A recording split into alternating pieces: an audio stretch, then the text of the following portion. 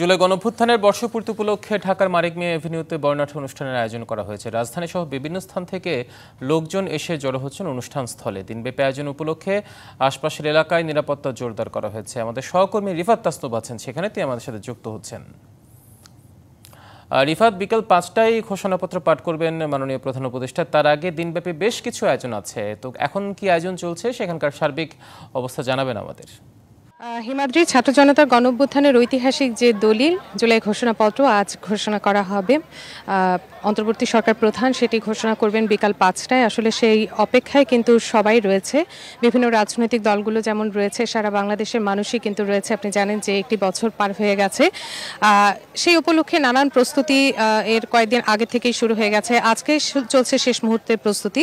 মানিক মিয়া এভিনিউয়ের চিত্র যদি একটু আপনাদেরকে দেখায় তাহলে দেখতে পারবেন এরই মধ্যে কিন্তু সাউন্ড সিস্টেম, তারপরে যে নিরাপত্তা ব্যবস্থা সবকিছু জোরদার করা হয়েছে এবং একেবারে চূড়ান্ত পর্যায়ে কাজ শেষ হয়ে গেছে।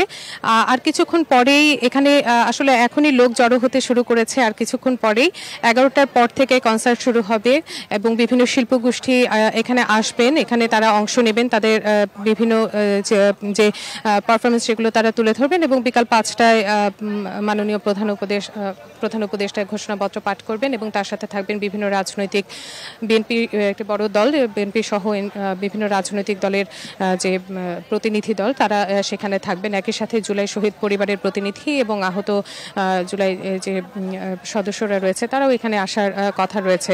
সানবিট সব দিবে সামাল। সানবিট ম্যাজিক প্রেস ডিশওয়াশিং এর মাথা ঘোরানো সলিউশন। এবং যতটুকু বলা হচ্ছে ঘোষণাপত্রে আসলে সরকারের বর্তমান যে তারা যে দায়িত্ব আসলে গ্রহণ করেছেন, বিভিন্ন রাজনৈতিক পরিস্থিতি, অর্থনৈতিক পরিস্থিতি, এছাড়া ভবিষ্যতে আসলে সরকার কি ভাবছে, প্রশাসনিক সংস্কার কতটুকু হয়েছে, এই বিষয়গুলো তা এখানে তুলে ধরা হতে পারে। নির্বাচনের বিষয়ে কোনো ঘোষণা আসতে পারে কি না সেই বিষয়টিও কিন্তু আসলে এখন অপেক্ষার বিষয়, এখন দেখার বিষয়। যেহেতু এই জুলাই ঘোষণাপত্রের জন্য অধীর অপেক্ষায় আছেন সারা বাংলাদেশের মানুষ, আগেই বলেছি। আর এখানে কয়েক স্তরের নিরাপত্তা ব্যবস্থা জোরদার করা হয়েছে এবং এখানে বেশ শান্তিপূর্ণভাবে আসলে সবকিছু করা হচ্ছে, সুন্দরভাবে এখানে সবকিছু করা হচ্ছে। রাস্তায় যান চলাচলের বিষয়টি একটু বলি, যেহেতু একেবারে রাস্তাটি বন্ধ হয়ে গেছে সেহেতু বিকল্প যে সড়কগুলো রয়েছে সেগুলো ব্যবহারের জন্য কিন্তু পরামর্শ দেওয়া হচ্ছে।